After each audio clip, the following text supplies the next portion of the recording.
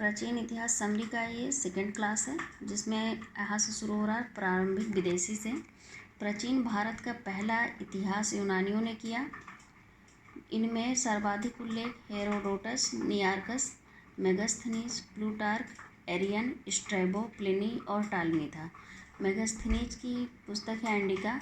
इतिहास लेखन द्वारा दूसरा चरण अल-बरूनी ने शुरू किया, जिसका जन्म 973 ईस्वी मध्य एशिया में खीवा में हुआ और इनकी मृत्यु हुई 1048 ईस्वी गजनी में। अल-बरूनी की पुस्तक है तहकीक-ए-हिंद या किताबुल-ए-हिंद।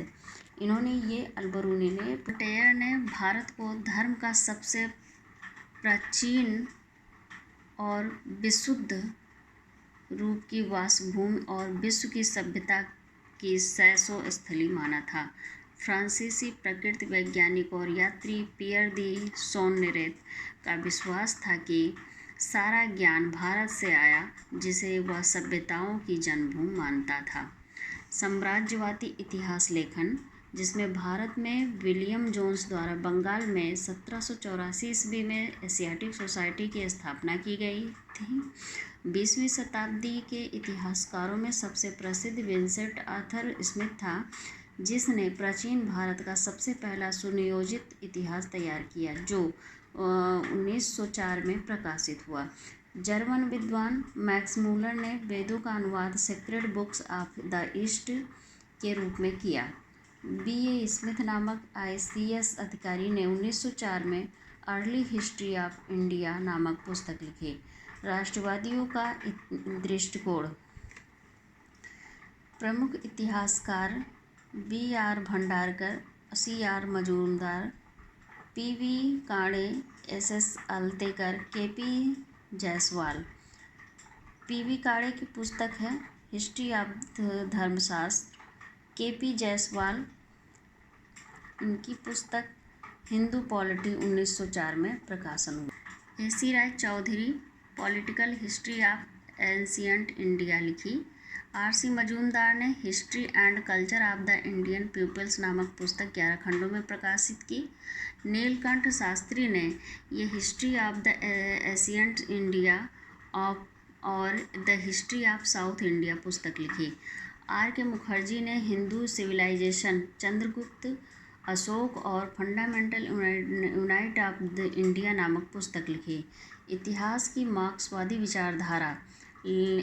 लेखन की मार्क्सवादी विचारधारा की सर्वाधिक प्रभावशाली विचारधारा थी। इतिहास के 5 चरण हैं: आदिम साम्यवाद, दासता, सामंतवाद, पूंजीवाद और साम्यवाद। 5 चरण मार्क्सवादी और F. एंजल्स में परिभाषित किए, जो साम्यवाद के प्रवर्तक थे।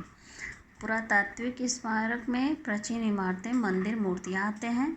इनमें विभिन्न युगों की सामाजिक आर्थिक परिस्थितियों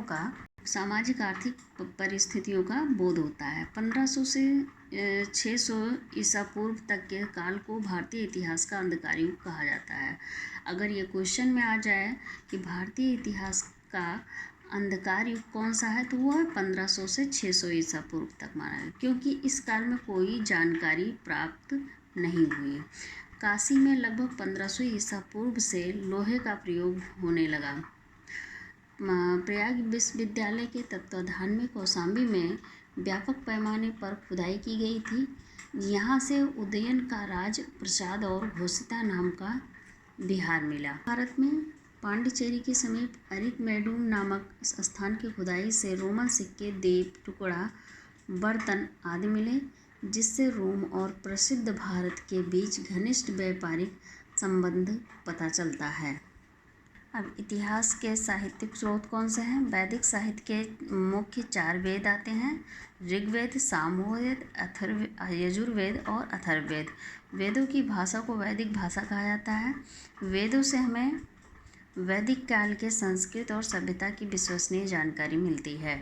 पाणिनि के अष्टाध्यायी में कुल 8 अध्याय हैं।